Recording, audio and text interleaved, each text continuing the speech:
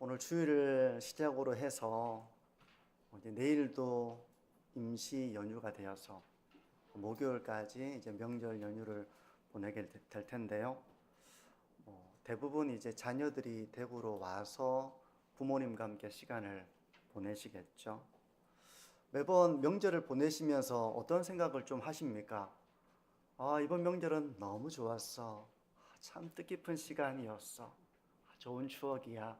이런 마음이 많이 드시는 것 같습니까? 아니면 명절인데 좀 아쉽다. 다음에는 이렇게 하면 좋겠다. 이렇게 좀 아쉬움을 많이 느끼시는 것 같습니까? 전자입니까? 후자입니까? 저는 돌아보니까 후자가 좀 더 많은 것 같더라고요. 좀 아쉽다. 좀 더 뜻깊은 시간, 좀 더 오붓한 시간을 보내면 좋을 텐데 하는 그런 마음이 들 때가 많았는데요. 이번에는 우리 성도님들이 기도하시면서 후회 없는 그런 만남과 교제를 누리실 수가 있기를 바랍니다. 우리 옆에 있는 분들에게 이렇게 인사하면 좋겠습니다. 오늘의 말씀 속에서 하나님의 은혜를 받읍시다. 한번 인사할까요?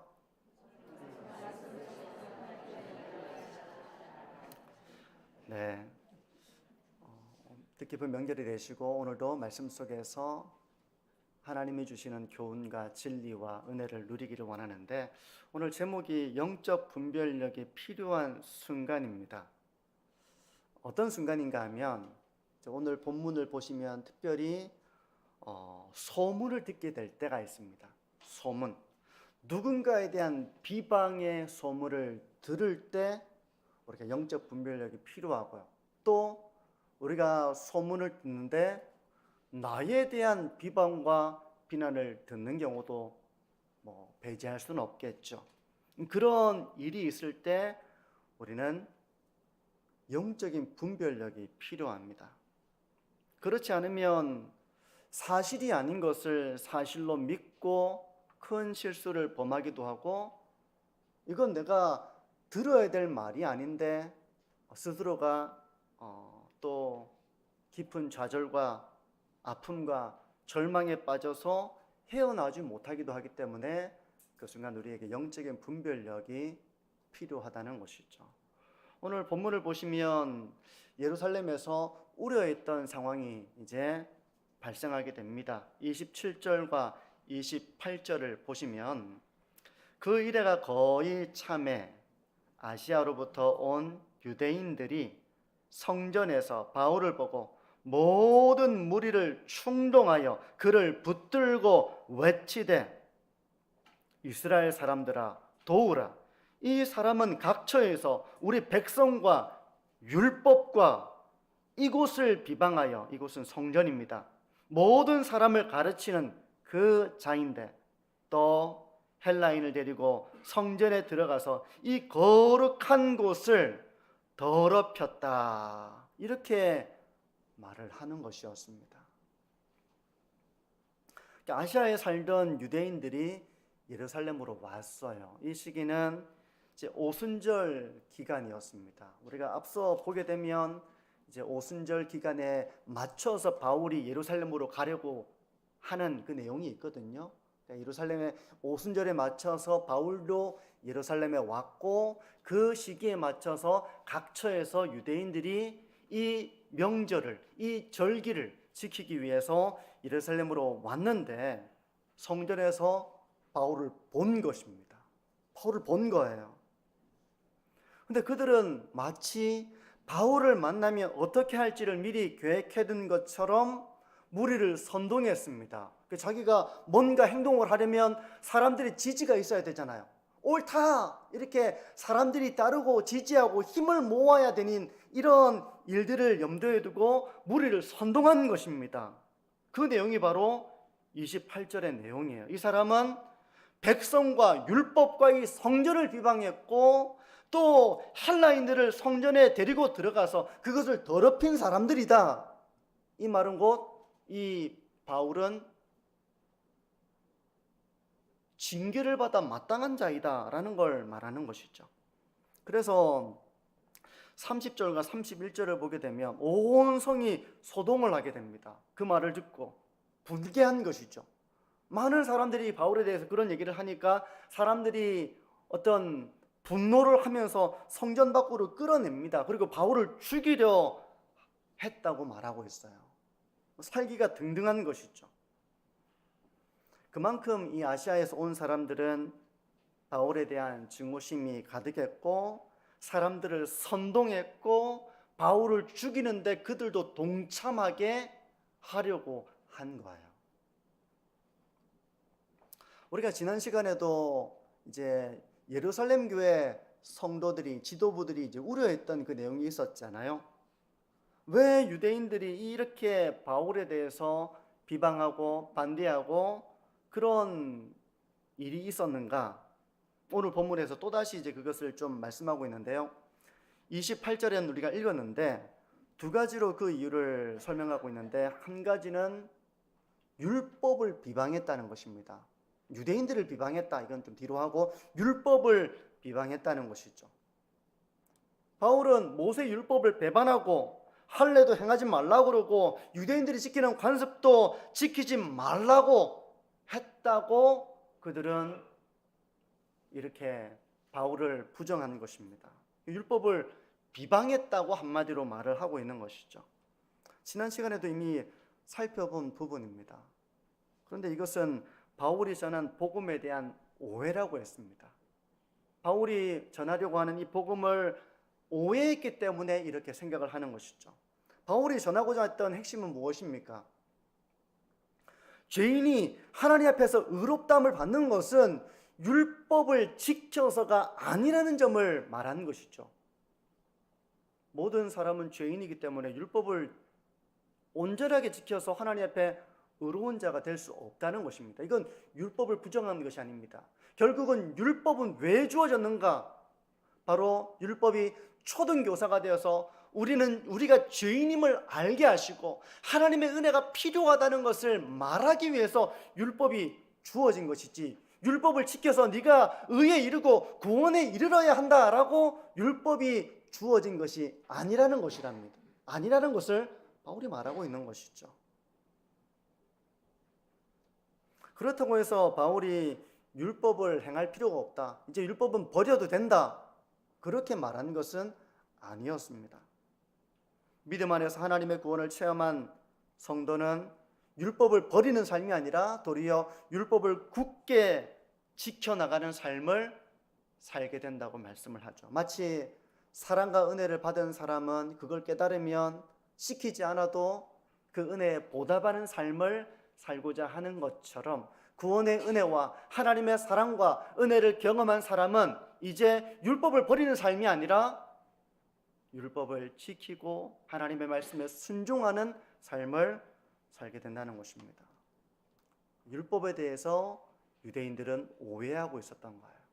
율법은 지켜서 네가 완벽하게 흠이 없는 자가 되어 구원에 이르러야 되고 의롭다함을 받아야 한다라는 목적으로 주어진 것이 아니라 도리어 율법은 우리의 죄인됨을 드러내고 하나님 앞에 회개하고 하나님의 은혜를 구하고 예수 그리스도의 복음을 믿도록 주어졌다는 것을 유대인들은 몰랐던 것입니다. 이게 가지고 있던 그들의 오해였어요. 둘째는 성전에 대한 내용입니다. 바울이 성전을 비방했다는 것입니다. 성전에 헬라인들을 데리고 들어가서 성전을 더럽혔다는 것입니다. 29절은 이렇게 말씀을 합니다. 이는 그들이 전에 에베소 사람 드로비모가 바울과 함께 시내에 있음을 보고, 성전에서 본 게 아닙니다. 시내에 있음을 보고 바울이 그를 성전에 데리고 들어간 줄로 생각함이러라. 성전에서 직접 본 게 아닙니다. 시내에서 이걸 본 겁니다. 보면서 분명히 성전에 데리고 들어갔을 거야 라고 생각을 했다는 것입니다. 그러면서 성전을 더럽혔다라고 주장을 한 거예요. 그러니까 이것은 사실이 아니라 무리를 선동하기 위해 교묘히 꾸민 말이었던 것입니다. 그런데 성전에는 이방인들이 들어갈 수 있는 곳도 있습니다. 이방인들의 뜰이라고 해서 이방인들이 들어갈 수 있는 곳도 있고요, 이스라엘의 뜰이라고 해서 이방인들이 들어가지 못하는 곳도 있습니다. 그 경계에는 돌담이 있었고요. 돌담에는 이런 경고 문구가 적혀 있었습니다.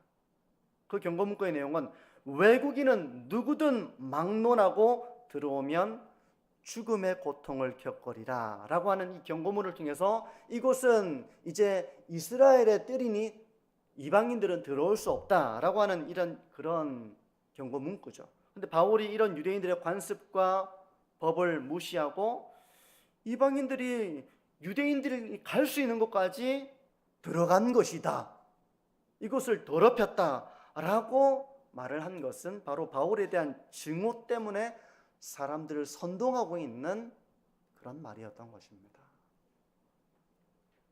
오늘 본문은 이제 여기까지인데요. 그래서 이 본문을 통해서 두 가지 좀 우리가 묵상해 보기를 원하는 것은 분별력에 대한 것입니다. 분별력. 첫 번째, 우리가 이런 사람들의 말을 들을 때 우리가 분별력을 가져야 한다는 것입니다. 특별히 이 유대인들이 바울을 비방할 때 그 말을 듣는 사람들이 분별력을 가지고 그 말을 들을 수 있어야 된다는 것이죠. 만약에 분별력이 없으면 선동당하는 것입니다. 저 죽일 놈 이렇게 해서 바울을 끌어내서 죽이는 일에 동참하게 되겠죠. 어떤 사람이 누군가를 비방하고 모함하고 그 인격을 공격하는 것을 넘어서서 그가 어떤 불이익을 당하고 그가 벌을 받도록 하기 위해서 누군가 말을 한다고 한번 생각을 해보세요. 이런 일이 우리 사회에 없지 않습니다. 그러면 우리가 그 말이 사실인지 아니면 근거 없는 비방인지를 분별할 수 있어야 된다는 거예요. 유대인들이 바울에 대해서 사실이 아닌 것을 사실인 것처럼 말했을 때, 무리를 선동했을 때 그들 중에 정말 사실인가? 그럼 바울에게도 한번 들어보자 라고 이렇게 확인하려고 하는 사람들이 있었다면, 그런 무리가 있었다면 이렇게 삽시간에 바울이 성전 밖으로 끌려가서 살해 위협을 받지는 않았을 것입니다. 이 정도로 다른 사람을 부추기고 특정한 생각과 행동을 하도록 그렇게 하는 그런 일은 일어나지 않았을 것입니다. 그리고 바울과 같은 선량한 사람을 한순간에 죄인으로 몰아서 해하는 일이 일어나지는 않았겠죠. 그렇기 때문에 우리가 이런 비방의 말을 들을 때 그것이 사실인지 아닌지를 분별하는 일이 참 중요합니다. 만약 우리가 살아가는 사회나 또 교회 안에서 이런 누군가를 비방하는 말을 우리가 듣게 된다면, 이런 소문을 듣게 된다면 어떻게 그 말의 진위를, 참됨과 거짓을 구분할 수 있습니까? 성도님들 어떻게 구분하십니까? 만약 그런 말을 들었어요. 저 말이 사실인지 사실이 아닌지를 어떻게 구분하십니까? 그 구분하는 방법이 있으세요? 성경은 그 구분하는 방법에 대해서 우리에게 이제 안내를 해주는데, 신명기 19장 15절은 이렇게 말씀합니다. 사람의 모든 악에 관하여, 모든 죄에 관하여는 한 증인으로만 정할 것이 아니요 두 증인의 입으로나 또는 세 증인의 입으로 그 사건을 확정할 것이며 라고 말씀을 하고 있습니다. 그러니까 어떤 한 사람의 말만 듣고서 확정을 지을 것이 아니라 적어도 두세 증인 이상의 사람들의 말을 들어가면서 그 말을 판단하라는 것입니다. 한 사람의 말만 듣고서 아이고 그러면 안 되지, 그 사람 잘못했네 라고 이렇게 확정을 짓는 것이 아니라 여러 사람의 말을 확인해 나가면서 참됨과 거짓을 확정 지으라는 것입니다. 근데 바울을 비방했던 사람들이 여러 다수가 있었던 것처럼 때로는 다수의 사람들이 함께 선동하는 경우도 배제될 수는 없겠죠. 그러니까 이쪽 부류의 소문을 듣고 그것을 믿고 있는 사람들의 말을 들어보면 몇 사람이 다 동일하게 비방하고 비난하고 잘못됐다고 말하는 그런 경우도 있을 거예요. 그럴 때는 두세 사람의 말을 들어봐도 바울은 율법과 성전을 비방하는 잘하는 말밖에 들을 수가 없겠죠. 근데 그럴 때에도 그 말이 사실이 아닐 수 있다는 것을 우리가 염두에 둘 필요가 있다는 것입니다. 왜냐하면 무리가 함께 그런 주장을 할 수도 있기 때문에 그렇죠. 그러니까 이게 쉬운 문제는 아닙니다. 분별력이 필요한 거예요. 그럴 때는 우리가 어떻게 되는가? 이어지는 신명기 19장 그 이외 구절인데요, 16절과 18절 전반절은 이렇게 말씀합니다. 만일 위증하는 자가 있어 어떤 사람이 악을 행하였다고 말하면 그 논쟁하는 쌍방이 같이 하나님 앞에 나아가 그 당시에 제사장과 재판장 앞에 설 것이요, 제사장은 자세히 조사하여, 이렇게 말씀을 하고 있습니다. 위증하는 일도 있다는 것입니다.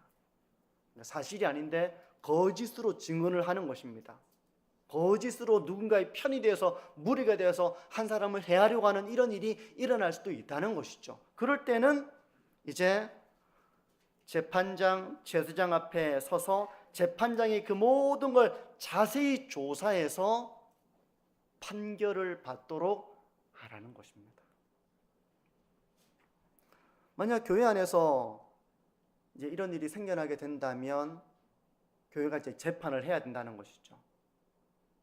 재판을 하는 기관은 당회입니다.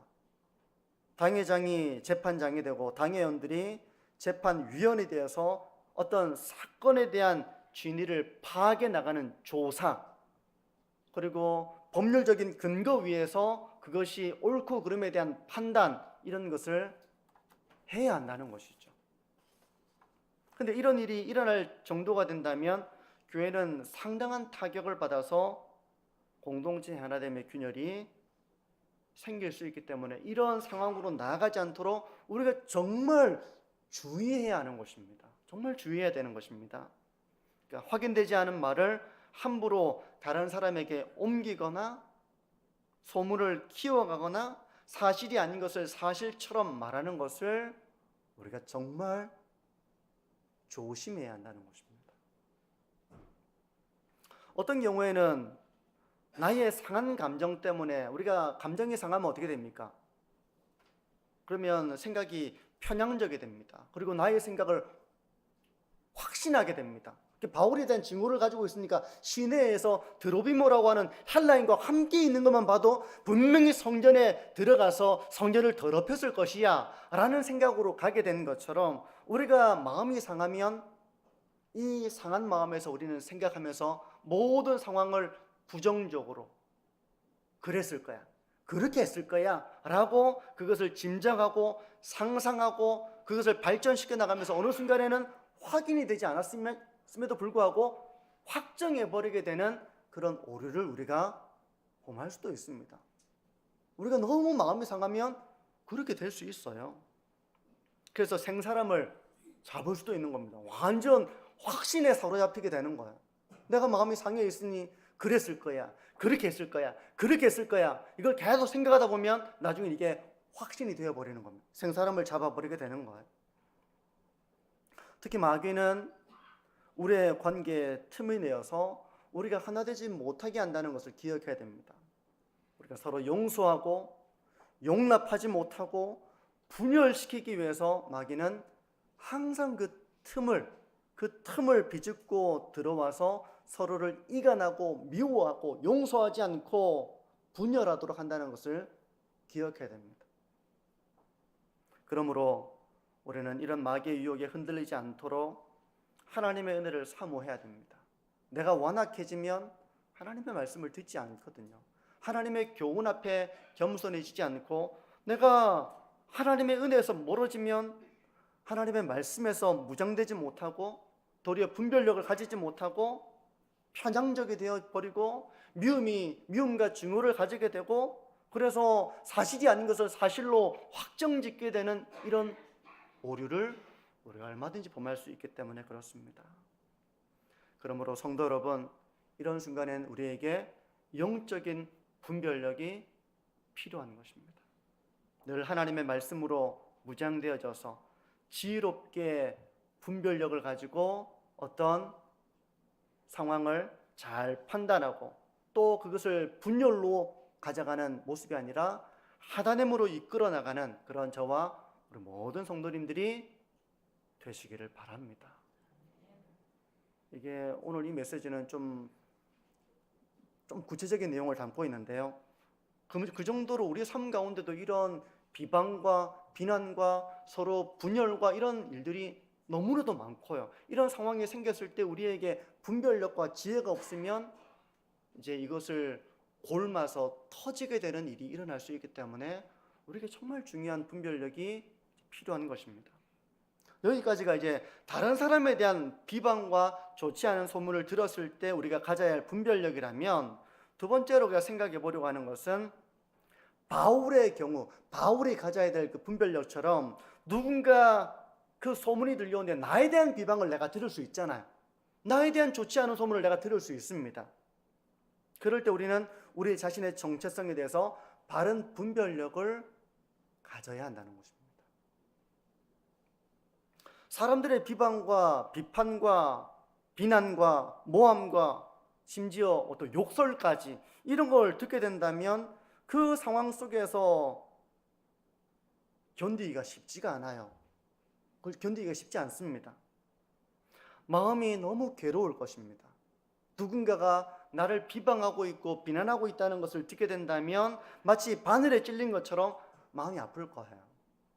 우리 모두가 예외가 아닙니다. 비방에 무덤덤한 사람은 없습니다. 사람은 그런 존재가 아닙니다. 때문에 바울도 마음이 편치 않았을 거예요.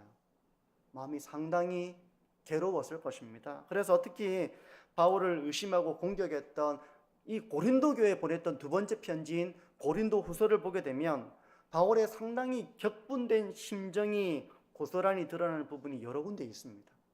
바울이 많이 아팠다는 것입니다. 바울에 찔린 것처럼 너무 아파서 호소하고 있는 그런 내용들이 고린도 후서에 많이 나옵니다. 이럴 때 어떤 사람은요, 다른 사람들의 비방과 비난이 있을 때 그것이 정당한 것이라면 어떻습니까? 그 비방과 비난이 정당한 것이라면 우리는 자기를 돌아봐야 됩니다. 회개해야 됩니다. 자기의 잘못을 인정하고 돌이키는 길을 걸어가야 됩니다. 그런데 어떤 경우에는 그 정당하지 않은 비방과 잘못된 오해에서 비롯된 그런 비방과 비난이 있을 때도 있죠. 그런데도 불구하고 사람들은 사람들의 비방에 영향을 많이 받아요. 그래서 어떤 사람은 자기를 못난 존재로 여깁니다. 한없이 자기를 탓합니다.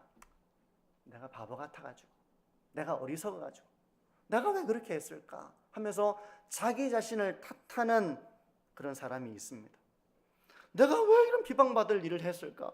내가 왜 이렇게 비난을 받아야 할까 하면서 그 상황 속에서 스스로를 책망하며 자기를 끝없는 내면의 지하로 이렇게 빠뜨려서 좌절하고 우울하고 절망하는 사람도 있습니다. 제가 지난 수요기도회 때 빌립보서를 살펴보면서, 빌립보서는 바울이 감옥에서 쓴 서신이잖아요. 근데 바울이 감옥에 있을 때 바울을 염려했던 사람도 있었지만 오히려 바울이 감옥에 있는 것을 두고 그를 정죄하고 그를 미워하고 그를 공격하는 사람도 있었습니다. 그러니까 우리가 잘 되면 기뻐하고 못 되면 마음 아파하는 사람도 있지만 못 되면 그걸 고소하게 여기는 사람들도 얼마든지 있을 수 있잖아요. 바울에 대해서 그런 사람이 있었던 것이죠.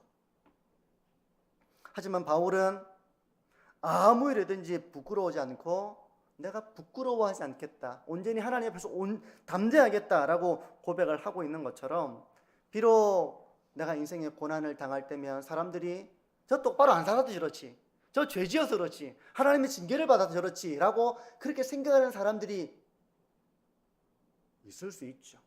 그런 때에도 내가 정말 하나님 앞에서 잘못한 것이 있다면 회개하고 돌이켜야 됩니다.